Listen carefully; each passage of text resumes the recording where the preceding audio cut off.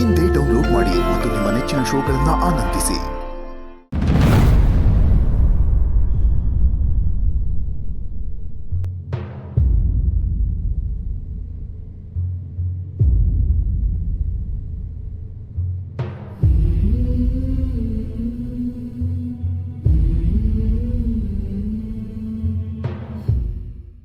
ನಿಮ್ಮ ಕೋಪ ನಮಗೆ ಅರ್ಥ ಆಯ್ತದೆ ಅಳಿ ಅಂದರೆ. ಹಂಗಂತ ಕೋಪದಾಗೆ ಇದ್ದರೆ ಯಾವುದೂ ಸರಿಯಾದ ದಾರಿ ಸಿಗೋಕ್ಕಿಲ್ಲ. ಸಮಾಧಾನವಾಗಿ ಕುಂತು ಯೋಚನೆ ಮಾಡಿದ್ರೆ ಒಂದು ಸರಿಯಾದ ದಾರಿ ಸಿಗ್ತೈತೆ. ಗುರು, ಭಾವ ಹೇಳ್ತಿರೋ ದಿಟಾನೆಯ. ನೀನು ಎಷ್ಟು ಬೇಜಾರಾಗಿದೆಯಾ ಅಂತ ಎಲ್ರಿಗೂ ಗೊತ್ತದೆ. ಆದರೆ ನೀನೀಗ ಕೋಪ ಮಾಡ್ಕೊಂಡು ಕೂತ್ಕೊಂಡ್ರೆ ಎಲ್ಲ ಸರಿ ಹೋಯ್ತದ? ನಡಿ ಮನೆ ಒಳಗೆ ಹೋಗಮ್ಮ. ನಾನು ಬೇಸರದಾಗಿದ್ದೀನಿ ಅಂತ ನೀವೇ ಹೇಳಿದ್ರಲ್ಲ, ಸ್ವಲ್ಪ ಹೊತ್ತು ನನ್ನ ಪಾಡಿಗೆ ನಾನು ಇರಾಕ್ ಬಿಟ್ಬಿಡಿ. ಅಲ್ಲ, ನಾನು ಏನು ಹೇಳಕ್ಕೆ ಬಂದೆ ಅಂದರೆ, ನನಗೆ ಮಾತ್ರ ಗೊತ್ತೈತೆ. ನೀವು ಇಷ್ಟಪಡೋರು ನಿಮ್ಮನ್ನ ಬಿಟ್ಟು ಹೋಯ್ತಾರಂತ ಮೊದಲೇ ಗೊತ್ತಾದ್ರೆ ಕುಸಾಗಿರಕ್ಕಾಯ್ತದ? ಶೋಳಿ ಮವಯ್ಯ, ಹಾಗಾಗಿಲ್ಲ ತಾನೆ? ಮತ್ತು ನಾನು ಹೆಂಗೆ ಸಮಾಧಾನವಾಗಿರಲಿ? ಓದ್ ಜನ್ಮದಾಗ ಅದು ಏನು ಪಾಪ ಮಾಡಿದ್ನೋ ಏನೋ, ಈ ಜನ್ಮದಾಗೆ ಎಲ್ಲ ಒಟ್ಟಿಗೆ ಅನುಭವಿಸ್ಬಿಡ್ಲಿ ಅಂತ ಆ ದೇವ್ರು ನನ್ನ ಈ ಭೂಮಿ ಕಳ್ಸೋನು ಅನಿಸ್ತಿದೆ. ಪೂರ್ಣ ಯಾರಿಗೆ ತೊಂದರೆ ಆದರೂ ನಮ್ಮವ್ವ ನನ್ನ ಕಳಿಸ್ತಾ ಇದ್ಲು, ಹೋಗ್ಲಾ ಮಗ, ನಿನ್ನ ಕೈ ಹಾಕಿದ್ರೆ ಅದು ಯಾವುದೇ ಸಮಸ್ಯೆ ಆಗಿದ್ರು ಧೂಳಾಗೋಯ್ತದೆ ಅಂತ. ಆದರೆ ಈಗ ನನ್ನ ಸ್ವಂತದವ್ರನ್ನ ಉಳಿಸ್ಕೊಳಕ್ಕಾಗ್ದಿರೋ ಪರಿಸ್ಥಿತಿ ಬಂದ್ಬಿಟ್ಟದೆ. ಈಗ ಹೇಳಿ ಮವಯ್ಯ, ನನ್ನ ಸಮಾಧಾನವಾಗಿರಕ್ಕಾಯ್ತದ? ಗುರು, ಎಲ್ಲ ಕಷ್ಟಕ್ಕೂ ಒಂದು ಪರಿಹಾರ ಇದ್ದೇ ಇರ್ತದೆ ಗುರು. ಅಂದ್ರೆ ಏನು?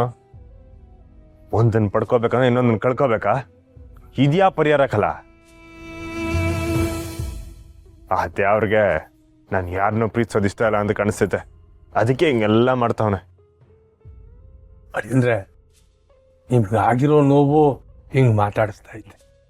ಹೌದು ಗುರು, ಈಗ ನೀನು ಸ್ಯಾನೆ ಬೇಸರವಾಗಿದೆಯಾ? ಒತ್ತಾರೆಗೆ ಮಾತಾಡಮ್ಮ ಬಾ. ಬಿಡು ಕಾಳೆ, ಮನೆಯೊಳಗೆ ಬಂದು ನಾ ಏನು ಮಾಡಲಿ? ಆ ದೇವ್ರು ನಾನು ಯಾರನ್ನ ಪಿರುತೆ ಮಾಡ್ತೀನಿ ಅವ್ರನ್ನ ತಾನೇ ಕಿತ್ಕೊಳ್ಳೋದು. ಆಯ್ತು, ಇನ್ಮೇಲೆ ಎಲ್ರನ್ನೂ ದ್ವೇಷ ಮಾಡ್ತೀನಿ, ನಿಮ್ಮೆಲ್ಲರನ್ನೂ ದ್ವೇಷ ಮಾಡ್ತೀನಿ.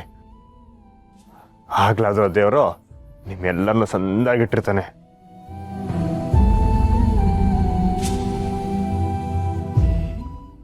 ಗುರು, ಇರು ಗುರು, ನಾನು ಜೊತೆಗೆ ಬರ್ತೀನಿ. ನನ್ನಿಂದ ಯಾರು ಬರೋದು ಬೇಕಾಗಿಲ್ಲ, ನನ್ನ ಪಾಡ ನಾನು ಬಿಟ್ಬಿಡಿ.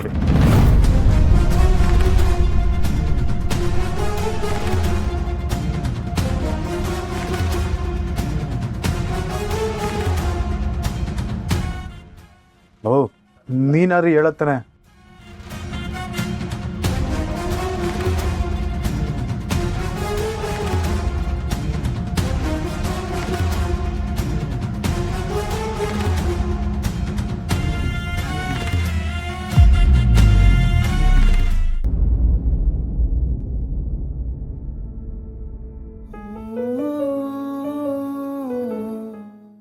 ರೀ, ಪುಟ್ಟವಂಗೆ ಈ ವಿಷಯ ಗೊತ್ತಿದೆ ಅಂತ ನನಗೆ ಇವಾಗ ಗೊತ್ತಾಗಿದ್ದು ರೀ.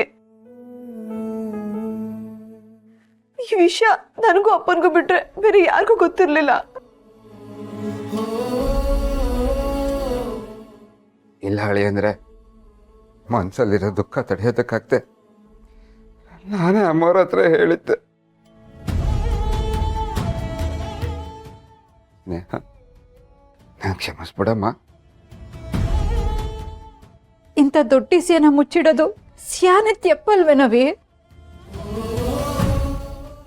ಈ ವಿಷಯ ಗೊತ್ತಾದ್ರೆ ನೀವೆಲ್ಲ ಎಲ್ಲಿ ಮಗುನ ಬೇಡ ಅಂತ ಹೇಳ್ತಿರೋ ಅಂತ ನಾನೇ ವಿಷಯನ ಯಾರ ಹತ್ರನೂ ಹೇಳಲಿಲ್ಲ ಸಹನಕ್ಕ.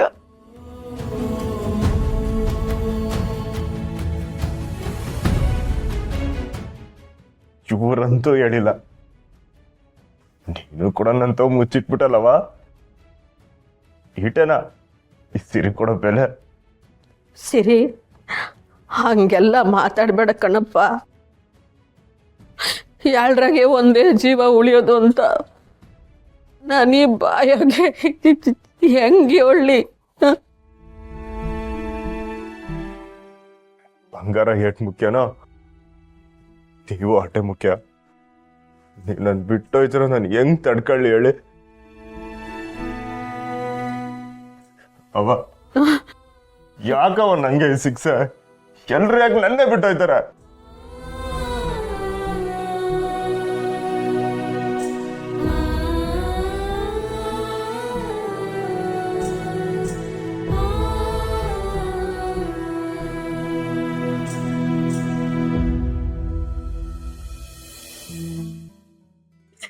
ನಿಮ್ಮನ್ನ ಬಿಟ್ಟು ಹೋಗಕ್ ನನಗೂ ಇಷ್ಟ ಇಲ್ಲ ರೀ. ನಿಮ್ ತಾಯಿನೇ ಮಗು ರೂಪದಲ್ಲಿ ಬರ್ತಿದ್ದಾರೆ ಅಂತ ನೀವ್ ಎಷ್ಟೆಲ್ಲ ಕನ್ಸ್ ಕಟ್ಕೊಂಡಿದೀರ.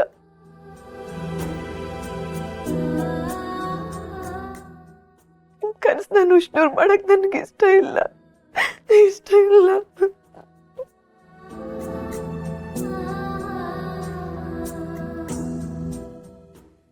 ನೀನೇ ಇಲ್ಲ ಆದ್ಮ್ಯಾಕೆ ಆ ಮಗು ಜೊತೆ ಕಂಟಿಯವ್ರು ನೆಮ್ಮದಿಯಾಗಿರಕ್ ಆಯ್ತದೆ ರವಿ. ಯಾರು ನಮಗೆ ಯಾಕಿಂತ ಸವಾಲ್ ಕೊಡ್ತಾನ?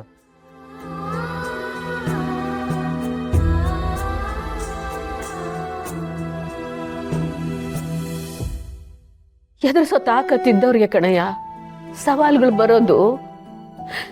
ನಾವು ನಂಬಿಕೆ ಕಳ್ಕೊಳ್ಳೋದು ಬೇಡ.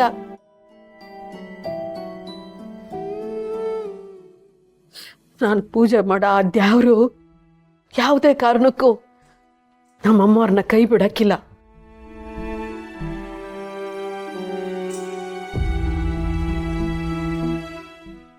ನೋಡಪ್ಪ ಸಿರಿ, ನಾನೀಗಾಗಲೇ ಸ್ನೇಹನ್ ಕೈಗೆ ರಕ್ಷೆ ದಾರ ಕಟ್ಟಿವ್ನಿ.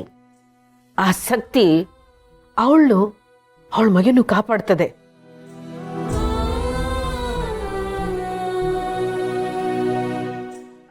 ನಿಮ್ ಯಾರು ನೊಂದ್ಕೋಬೇಡಿ. ತಾಯಿನ ಮಗನು 100 ವರ್ಷ ಚಂದಕ್ ಬಾಳ್ತಾರೆ.